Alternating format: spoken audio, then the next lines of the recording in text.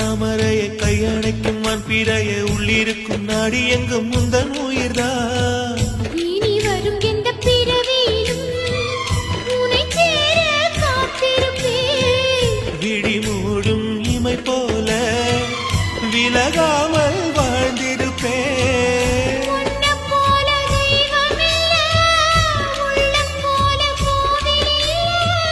தினந்தோறும் அர்ச்சனைதான், எனக்கு வேறு வேலை இல்ல. நன்றி சொல்ல உனக்கு வார்த்தை இல்லை எனக்கு, நான் தான் மயங்குறேன்.